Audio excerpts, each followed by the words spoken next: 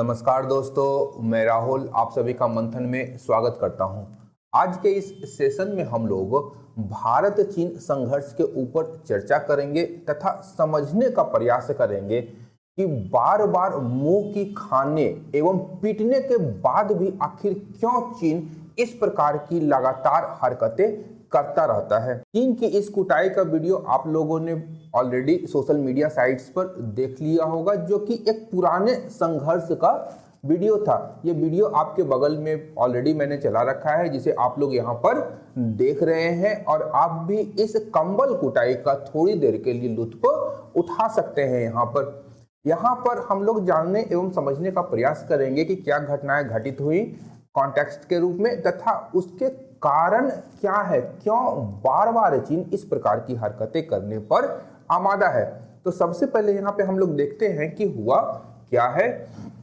12 दिसंबर 2022 को सेना ने एक स्टेटमेंट जारी करके बताया कि अरुणाचल प्रदेश के तवांग सेक्टर में भारत की जो पेट्रोल पार्टी थी, उन्होंने चीन की पेट्रोल पार्टी को एलएसी को क्रॉस करने से रोका तथा अपनी स्थिति को मजबूत करते हुए यथा स्थिति को बहाल करने का प्रयास किया। ये इंडियन आर्मी का स्टेटमेंट है, इसे आप लोग यहाँ पर देख सकते हैं। इसके बाद काफी शोर शराबा मचा। विपक्षी दलों के द्वारा इस मुद्दे पर सरकार के वक्तव्य की मांग की गई तथा 13 दिसंबर 2022 को रक्षा मंत्री राजनाथ सिंह ने संसद में अपना वक्तव्य प्रस्तुत किया, सरकार का पक्ष रखा। रक्षा मंत्री के अनुसार 9 दिसंबर 2022 को पीएलए ट्रूप्स ने तवांग सेक्टर के यांगसे एरिया में लाइन ऑफ एक्चुअल कंट्रोल पर अतिक्रमण करके स्टेटस को बदलने का प्रयास किया, जिसका दृढ़तापूर्वक भारतीय सेना के द्वारा सामना किया गया। इसमें दोनों देशों की सेनाओं के मध्य हाथापाई हुई, जिसमें भारत के कुछ सैनिक घायल हो गए, जिनकी संख्या 6 बताई गई, जिन्हें हॉस्पिटलाइज किया गया।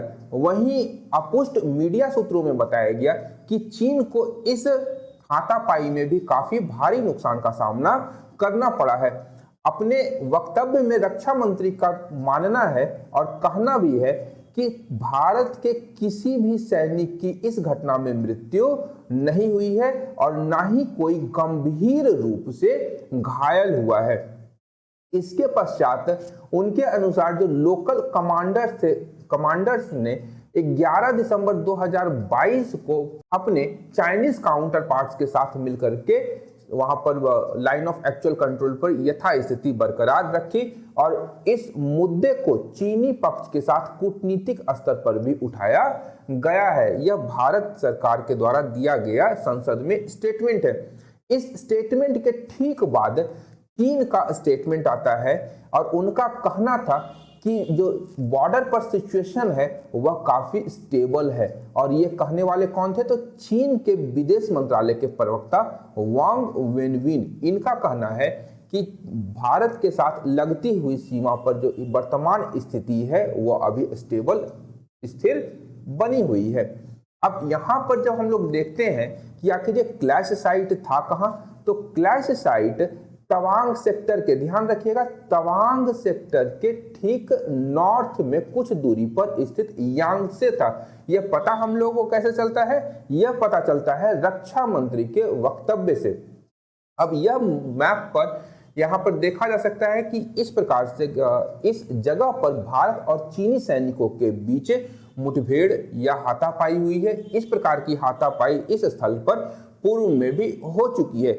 इसके पश्चात जैसे ही रक्षा मंत्री का वक्तव्य आता है तो शाम में चीन के मुखपत्र ग्लोबल टाइम्स का एक स्टेटमेंट आता है ट्विटर पर कि border troops of PLA western theatre command were on routine patrol. मतलब इनका जो चीनी सेना थी अपने रूटीन पेट्रोल में लगी हुई थी चाइनीज साइड में, और उसी समय एलएसी पर इंडियन ट्रूप्स जो थे वो गैर कानूनी रूप से क्रॉस किए एलएसी को और वहां पर चाइनीज फोर्सेस के साथ में हाथापाई की और स्टेटस को परिवर्तित करने का प्रयास किया।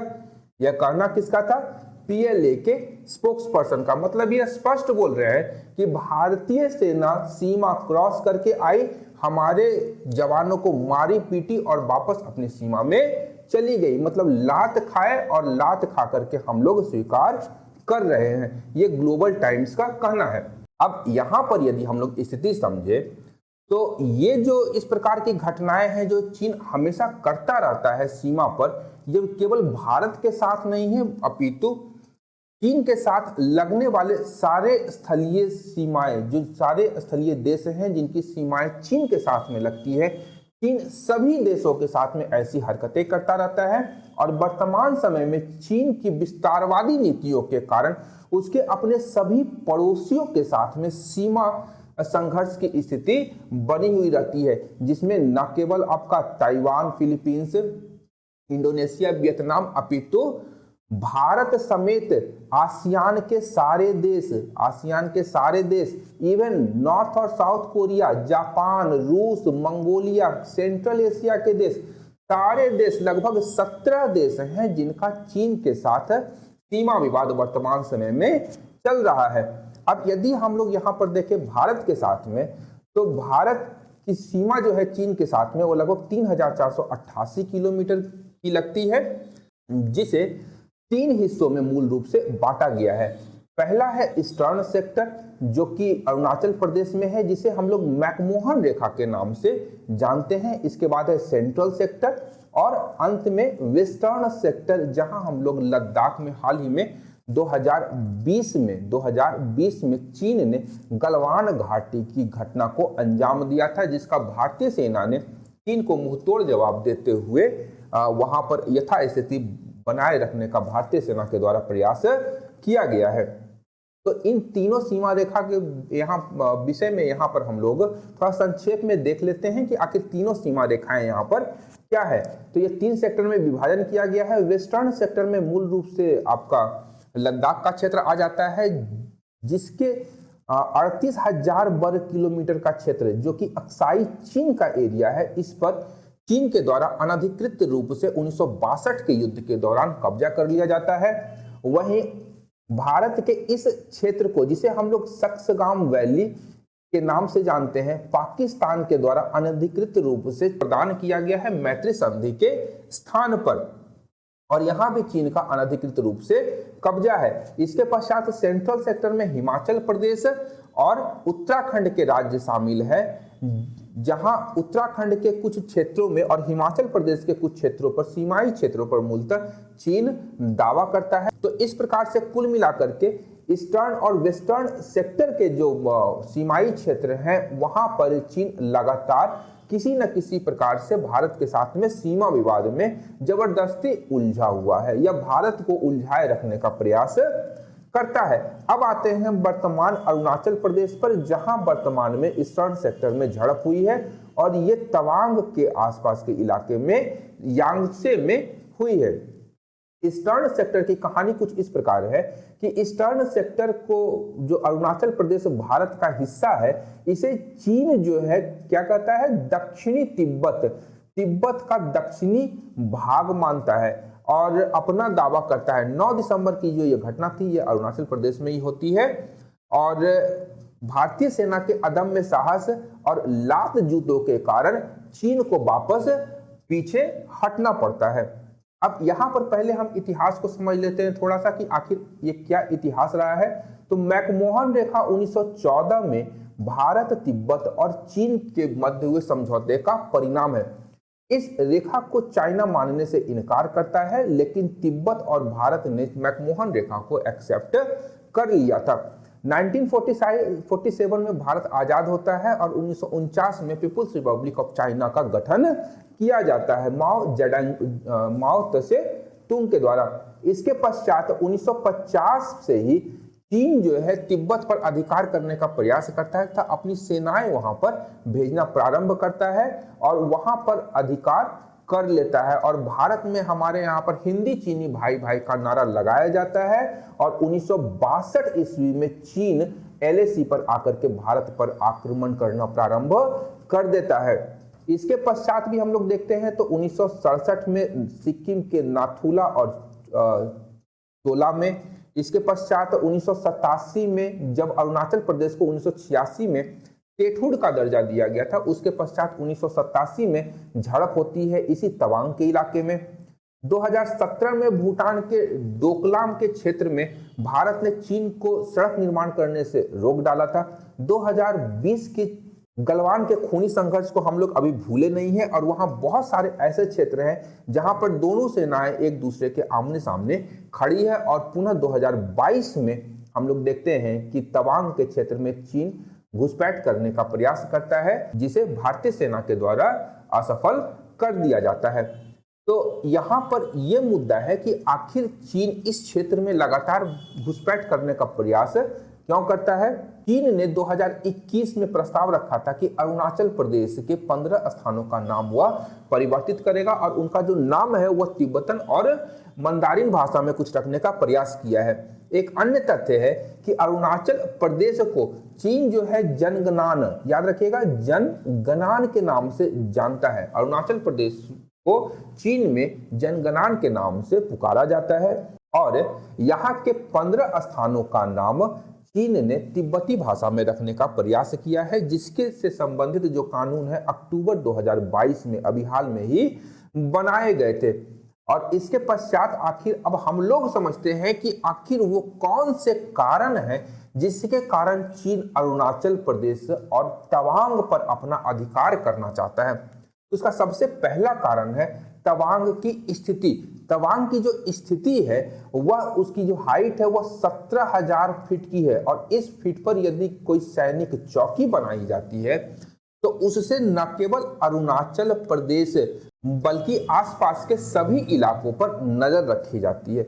अब यहाँ पर तवांग का जो रणनीतिक रूप से महत्व है उसे हम लोग समझने का प्रयास करते हैं कि आखिर इसका महत्व क्या है। तो हम लोग पूर्व में ही देख चुके हैं कि तवांग की जो हाइट है ये 17,000 फीट की ऊंचाई पर है और इस ऊंचाई से न केवल भारतीय अरुणाचल प्रदेश अपितु भारत के नॉर्थ ईस्ट राज्यों, साथ में भूटान और चीन का तिब्बत का इलाका है, इस पर नजर रखना बिल्कुल आसान है। इस वजह से 1962 से ही चीन जो है लगातार तवांग को घेरने का प्रयास कर रहा है और इस पर अपना अधिकार करने का प्रयास करता है। यद्यपि 1962 का जब युद्ध हुआ था तो चीन तवांग के कुछ भागों पर अधिकार करने में कामयाब हो चुका था, परंतु स्वयं से संघर्ष विराम करने के उपरांत उसने मैकमोहन रेखा से पीछे हटने का ही फैसला कर लिया, जिसके कारण वर्तमान समय में भी जो तवांग है वह भारत में स्थित है, क्योंकि यह मूल रूप से मैकमोहन रेखा या लाइन ऑफ एक्चुअल कंट्रोल के भीतर पड़ता है। दूसरा रीजन है कि एलएसी क्रॉस करने का जो दो अहम पॉइंट है भारत में, वह उसमें से एक पॉइंट आपका तवांग है। यहां पर जो दूसरा पॉइंट है वह है तवांग और जो पहला पॉइंट है आपका वह है नेपाल तिब्बत के बॉर्डर पर, नेपाल और तिब्बत के बॉर्डर पर चंबा घाटी के पास स्थित है, जहां से चीन प्रवेश कर सकता है। यदि 1962 के युद्ध की बात करें तो भारत पर आक्रमण करने के लिए चीन ने इस रास्ते को चुना था। 1962 के युद्ध में चीन ने तवांग को ही चुना था यहाँ पर, और यहाँ से पूरे तिब्बत पर नजर रखना आसान हो जाता है। यानी चाइनीज फोर्सेस तिब्बत में क्या क्या एक्टिविटीज कर रही हैं उन पर भारतीय सेना के द्वारा नजर रखना काफी आसान हो जाता है। तीसरा सबसे बड़ा कारण है तिब्बती धर्मगुरु दलाई लामा।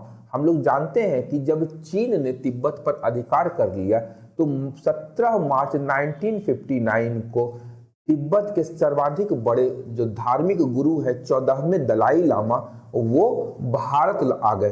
17 मार्च 1959 को जब दलाई लामा ने स्वयं को तिब्बत से निर्वासित कर लिया था तो वो कुछ समय के लिए तवांग के इसी बौद्ध मठ में ठहरे थे। तवांग का यह जो बौद्ध मठ है यह तिब्बत के बाहर विश्व का दूसरा सबसे बड़ा बौद्ध मठ है और बौद्धों के लिए एक महत्वपूर्ण न केवल पर्यटन स्थल अपितु एक महत्वपूर्ण राजनैतिक और धार्मिक केंद्र भी है। ध्यान रखिएगा, यह महत्वपूर्ण राजनैतिक और धार्मिक केंद्र भी है। वर्तमान समय में जो 14वें दलाई लामा है वे अपना उत्तराधिकारी नियुक्त करेंगे। ये ध्यान रखिएगा, बहुत ही इंपॉर्टेंट फैक्ट है। चीन चाहता है कि जो 15वें दलाई लामा बने वह जो हो वो तिब्बत से हो तथा उनका जो चयन हो वह चीन के द्वारा किया जा सके, ताकि तिब्बत के ऊपर न केवल राजनैतिक नियंत्रण अपितु सांस्कृतिक और धार्मिक नियंत्रण भी स्थापित करके रखा जा सके। और वर्तमान समय में यदि तवांग से 15वें दलाई लामा का चयन किया जाता है तो कहीं ना कहीं तवांग की जो राजनैतिक और धार्मिक प्रतिष्ठा है बौद्ध सर्कल में वह बढ़ जाएगी और संभवतः जो 14वें दलाई लामा है वो तवांग से ही इस बार अपना उत्तराधिकारी का चयन करेंगे। इसलिए चीन चाहता है कि वह इस मठ पर भी अधिकार कर ले ताकि तिब्बत के ऊपर उसका जो नियंत्रण है वह पूर्ण रूप से स्थापित हो जाए। अगला रीजन की यदि हम लोग बात करें तो हाल ही में भारतीय सरकार के द्वारा सीमाई क्षेत्रों में इंफ्रास्ट्रक्चर को बढ़ावा देने के लिए विशेषकर अरुणाचल प्रदेश में अरुणाचल फ्रंटियर हाईवे प्रोजेक्ट की घोषणा की थी, जिसके अंतर्गत अरुणाचल प्रदेश के विजय नगर से लेकर के तवांग तक एक सड़क का निर्माण किया जाएगा जो न केवल संपूर्ण अरुणाचल प्रदेश को उत्तर से दक्षिण की ओर जोड़ेगी अपितु इसके माध्यम से भारतीय सेनाओं का जो बॉर्डर पर पहुंच है वह बिल्कुल आसान हो जाएगी और काफी कम समय में भारतीय सेनाएं बॉर्डर पर पहुंचने में सक्षम होगी। अब इस प्रोजेक्ट को रोकने तथा इस भारत सरकार के ऊपर अतिरिक्त दबाव बनाने के लिए चीन ने इस प्रकार की कार्रवाई की है या इस प्रकार की हरकत की है। लेकिन वर्तमान सरकार भी जो है वह दशरथ मांझी की तरह है कि जब तक तोड़ेंगे नहीं तब तक छोड़ेंगे नहीं। अगला कारण है कि 2023 में या इस बार जो है 2022 और 23 के लिए भारत जो है G20 की अध्यक्षता करेगा और भारत पर अतिरिक्त दबाव बनाने के लिए चीन ने इस प्रकार की कार्रवाई की है और भविष्य में ये ध्यान रखिएगा आने वाले 2024 तक इस प्रकार की जो घटनाएं हैं सीमा क्षेत्रों में इसकी फ्रीक्वेंसी बढ़ती जाएगी और लगातार इस प्रकार की घटनाएं सुनने को हम लोगों को मिलेगी कि आज चीन ने वेस्टर्न सेक्टर में, कल ईस्टर्न सेक्टर में और परसों सेंट्रल सेक्टर में घुसपैठ करने का प्रयास किया है। ये आज मैं कह रहा हूं आप लोगों से। इसके बाद क्या है कि चाइना ने हाल ही में भारत अमेरिका युद्धाभ्यास जो उत्तराखंड के औली में हुआ था उस पर ऑब्जेक्शन किया था। तो भारत ने कहा था कि भैया मैं अपने सीमा क्षेत्र में कुछ भी करूं, तुम ऑब्जेक्शन लगाने वाले कौन होते हो। इस ऑब्जेक्शन के द्वारा हम कह सकते हैं कि चीन का कहना है कि आप सीमा क्षेत्र के अंदर अगर कुछ भी आपको करना है तो उसके लिए आप हमसे इजाजत ले लीजिए। तो भैया चाउमीन तुम अपने एरिया में रहो, हम अपने एरिया में कुछ भी करें, इससे तुम्हें कोई मतलब नहीं होना चाहिए। इन सब के अतिरिक्त जो सबसे महत्वपूर्ण कारण है उसकी व्याख्या जो तिब्बतन पार्लियामेंट इन एक्साइल है उसके डिप्टी स्पीकर डोल्मा सेरिंग ने की है। उनका कहना है कि जब भी चीन मेनलैंड चाइना में किसी भी प्रकार का रिवोल्ट होता है तो चाइनीज लोगों को एकजुट करने के लिए एक बाह्य शत्रु का खौफ दिखाया जाता है कि भैया अभी घर में लड़ने का समय नहीं है, अभी हम लोग घर के बाहर एक अन्य शत्रु से निपट रहे हैं, इसीलिए आप सब लोग एकजुट होकर के हमारा समर्थन कीजिए। क्योंकि हम लोग जानते हैं कि चीन में जो सत्ता है वो तानाशाही सत्ता है और वर्तमान समय में शी जिनपिंग जो है वो चीन के एकमेव तानाशाही शासक है। शी जिनपिंग जो कहेंगे चीन में वही होगा। और यह कहना किसका है तो डिप्टी स्पीकर है डोल्मा शेरिंग, तिब्बतन गवर्नमेंट जो है पार्लियामेंट उनकी डिप्टी स्पीकर है।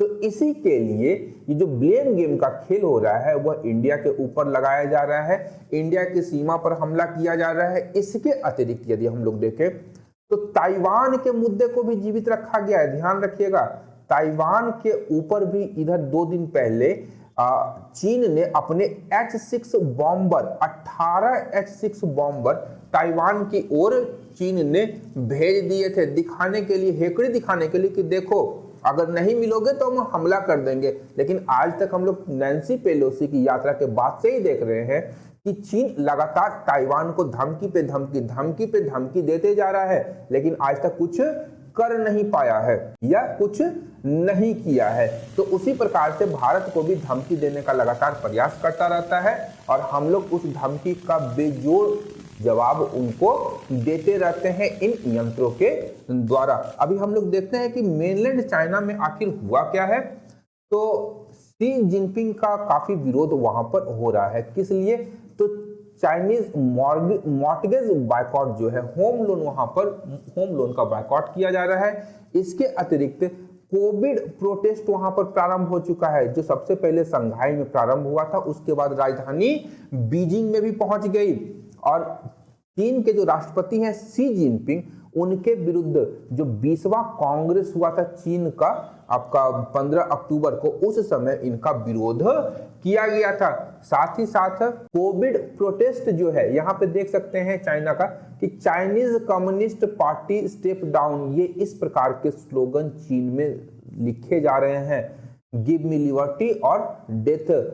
कम्युनिस्ट पार्टी का अब वहां पर खुल्लम खुल्ला विरोध हो रहा है चीन में, और शी जिनपिंग भी वहां पर कटघरे में खड़े किए जा रहे हैं।